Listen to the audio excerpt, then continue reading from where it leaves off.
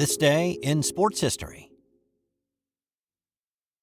And welcome back to another edition of This Day in Sports History. It is November 28th, and while you are enjoying your turkey leftovers there and doing some Christmas shopping today, I've got a few leftover Thanksgiving stories for you as well. So just slap 2 pieces of white bread on them and call it a sandwich or something. And then stick around until the end for a non-sports fun fact about our planet. But let's start with one of the most memorable Thanksgiving Day games that happened on this day in 1974. Roger Staubach was firmly entrenched as the starting quarterback of the Dallas Cowboys by this point. He was 5 years removed from his naval service and 5 years into his deployment with the Cowboys. Here on Thanksgiving, though, Dallas was struggling a little bit. In the third quarter, Washington was up 16-3, and then the Redskin defense got to Roger Dodger in the backfield and sacked him. In the days leading up to this game, Washington defensive tackle Duron Talbert predicted the Redskins would hit Staubach so often and so hard that he may not be able to get up from one of them. And it was pretty easy to figure out that after this particular sack, he had a concussion and he was done for the day. Enter untested rookie quarterback Clint Longley. Longley had been a prolific thrower at Abilene Christian. He led small colleges in passing his junior year there, but with Dallas, he had not seen the field. It was a tough spot for the kid to be in. Dallas's postseason hopes actually rested on a win in this one. The only thing his teammates really knew about the kid was that he was carefree, and he entered the huddle like it was just any old game in the backyard. Longley got off to a pretty good start when he found Billy Joe Dupree for a 35-yard touchdown passing catch. He then led a drive later in the quarter that resulted in a Walt Garrison touchdown run to put the Cowboys up by a point, 17-16. Washington recaptured the lead in the fourth quarter and held on to it into the final minute. With 28 seconds left and the Cowboys at midfield, they needed a big play and needed it in a hurry. The play that got called did not come from head coach Tom Landry, nor did it come from Longley. Instead, Drew Pearson called his own number. He'd noticed the defense that George Allen and the Washington Redskins were playing on him. He had a free release off the line, and he would wind up one-on-one with the safety, Kenny Stone. Pearson knew Stone was not going to be able to cover him, and he was right. The Redskins were in a bracket defense, and once he shook that first part of that bracket, he was paired up with Stone. Longley put the ball into the air, and to Pearson, it just seemed to hang in the sky, refusing to come down. But when it did, it landed softly in Pearson's hands, and he sprinted the remaining yards to the end zone. Ball game. Dallas 24, Washington 23. The Cowboys ultimately missed the playoffs, though, but Clint Longley had given the team a huge lift. NFL Films ranked the 1974 game as the best Thanksgiving game of all time. Now, here's the thing. This game apparently inflated Longley's ego to a size that even the state of Texas could not hold. He started one game in 1975, and then in training camp prior to the 1976 season, Longley was done being Staubach's backup. A sucker punch to Staubach's eye turned into a fight between the two, and at that point, the Cowboys decided to cut ties with Longley. They traded him to San Diego, where he only started one game there and threw 3 picks. He drifted around the Canadian Football League for a little bit, but never could quite catch the magic that he found on this day in 1974. On this day in 1996, it was an interesting matchup of future Hall of Fame running backs. Barry Sanders was having a great year, but his Detroit Lions were not. They were struggling under Wayne Fontes, and they'd won just 1 in their last 6 games prior to this one. Kansas City was having a pretty decent year. They were 8-4 coming in, and there were a lot of folks who thought the '96 Chiefs were destined for Super Bowl 31. And when you have one of the all-time greats like Marcus Allen, well, that makes things a little bit easier. Allen came into this one tied with Walter Payton on the all-time rushing touchdown list, and after Rich Gannon was called out at the 1-foot line in the first quarter, it set up Allen to hold the record all by himself. Here's Dick Enberg calling the action for NBC that day. Allen waits. Marcus has it. Marcus has his 111th touchdown in a great career.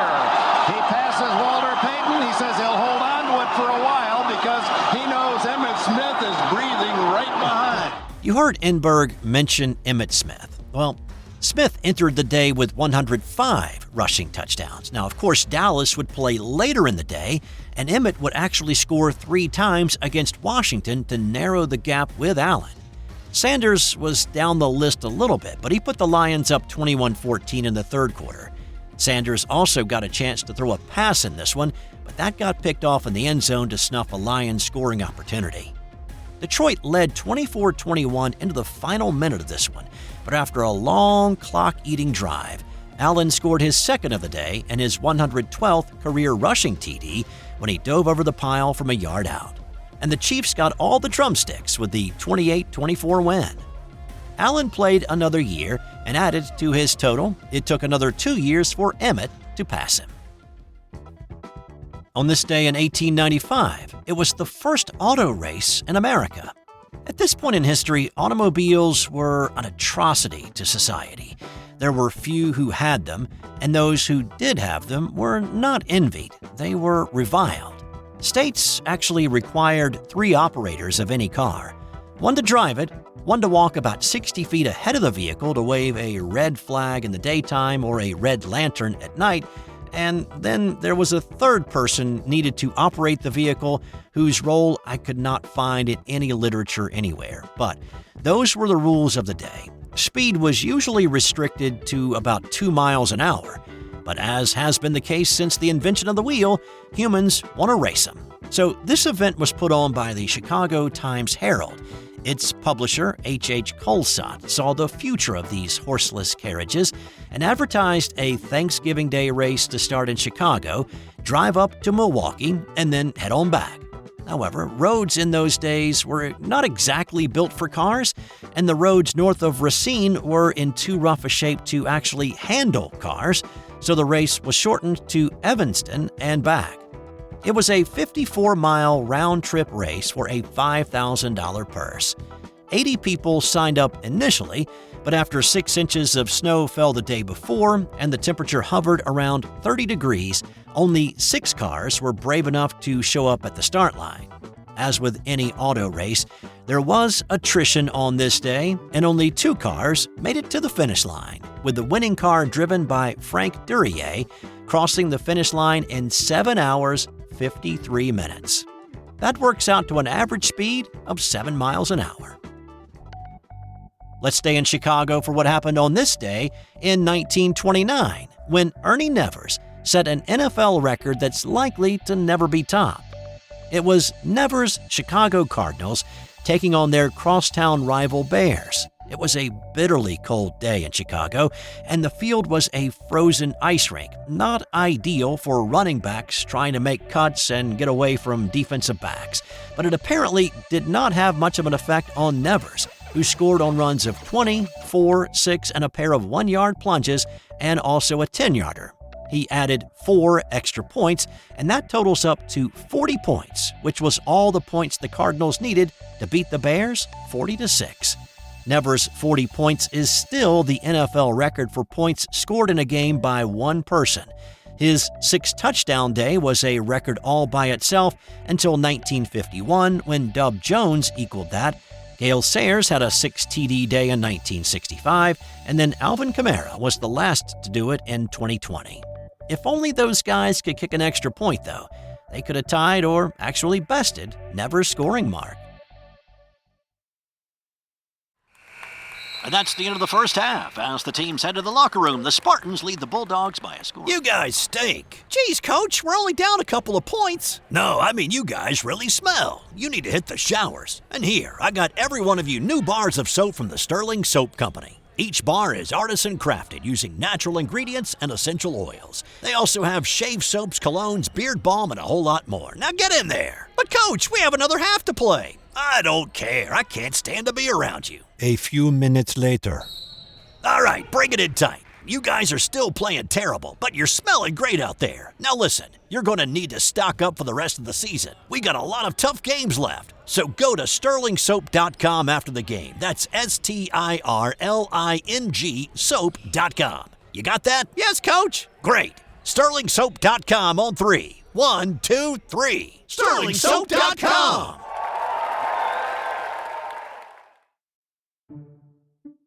On this day in 1925, Montreal Canadiens goalie Georges Vezina collapsed during a game, and he never played another minute.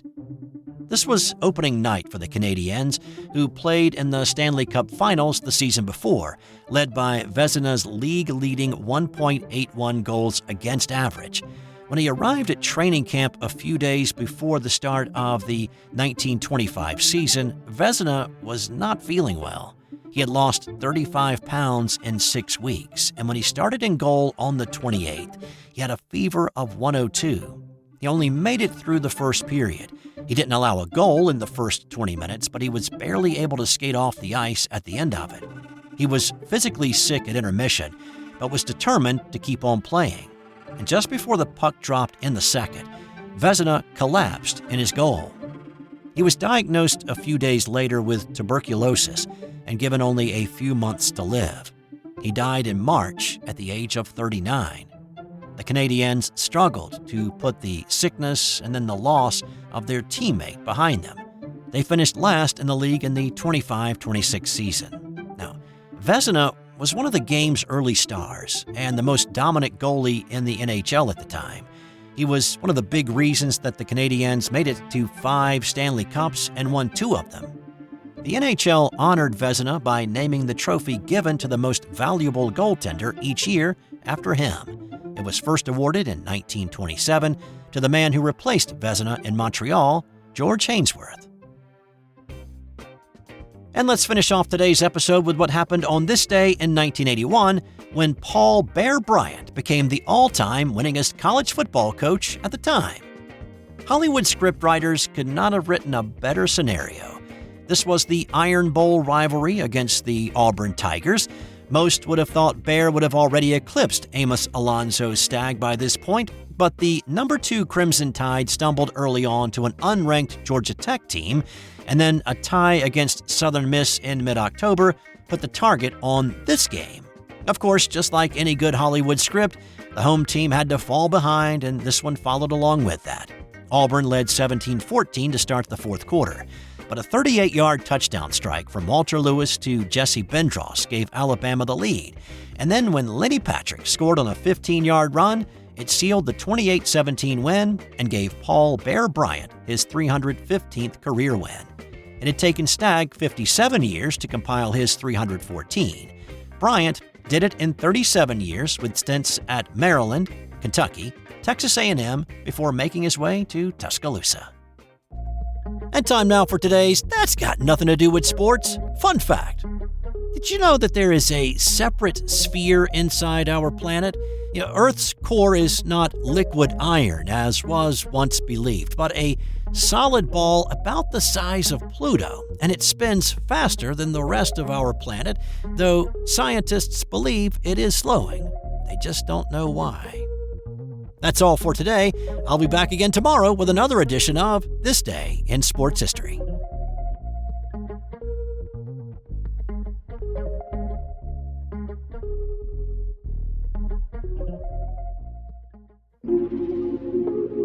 This has been an original Thrive Suite production.